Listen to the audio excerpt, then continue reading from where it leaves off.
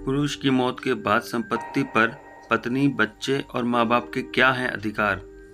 आर्थिक फैसले बहुत सोच समझ कर लिए जाते हैं, लेकिन कई बार ऐसा होता है कि आपके मन में कुछ ऐसे सवाल उठते हैं जिनका जवाब आपको पता नहीं होता है।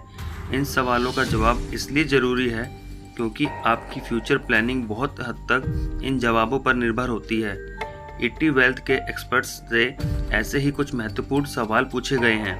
नंबर 1, मेरे भाई ने एक प्रॉपर्टी खरीदी जिसमें उन्होंने माँ को नॉमिनी बनाया। उनकी मौत हो गई है और कोई वसीयत भी नहीं है। क्या उनकी पत्नी को संपत्ति में हिस्सा मिलेगा? जवाब है, नॉमिनी केवल केयर टेकर और ट्रस्टी की तरह होता है।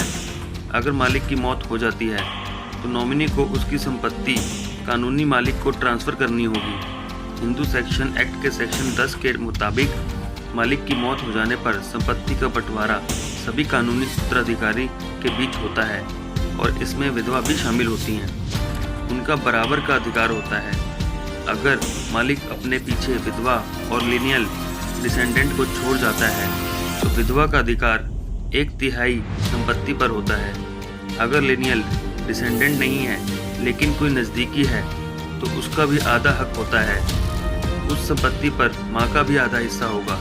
नंबर 2, पिछले दिनों मेरे भाई की मौत हो गई और उनके बच्चे नहीं हैं। उन्होंने म्यूचुअल फंड और ईपीएफ में माँ को नॉमिनी बनाया है। क्या उनकी विधवा पत्नी का इस पर हक है?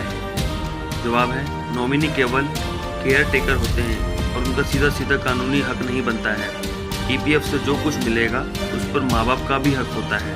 म्यूचुअल फंड में अगर वसीयत के बिना मालिक की मौत हो जाती है तो यह केवल नॉमिनी को पास नहीं होगा।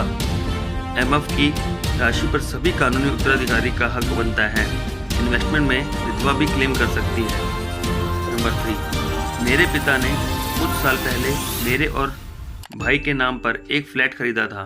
पिता की मौत के बाद मैंने भाई को पैसे देकर पेपर अपने नाम करवा लिया। हाउसिंग सोसाइटी ने भी मेरे नाम का शेयर सर्टिफिकेट जारी कर दिया है। मैं अपने परिवार के साथ इस फ्लैट में रहता हूँ और मेरी 2 बेटियाँ हैं। पूर्वजों की संपत्ति पर हक के नाते उनका 50% हिस्सा बनता है। क्या मैं अपने हिस्से का 50% किसी एक बेटी को दे सकता हूँ?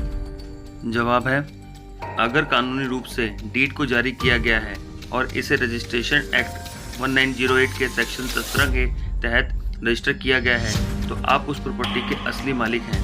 यह आपकी निजी संपत्ति हुई और आप अपना हिस्सा किसी को भी देने के लिए स्वतंत्र हैं। तो दोस्तों, मैं आशा करता हूँ मेरे द्वारा दी गई यह जानकारी आप लोगों के लिए बहुत फ़ायदेमंद सिद्ध होगी। तो प्लीज़ मेरी इस वीडियो को ज़्यादा से ज़्यादा लाइक, शेयर, कमेंट्स और सब्सक्राइब जरूर करना। धन्यवाद।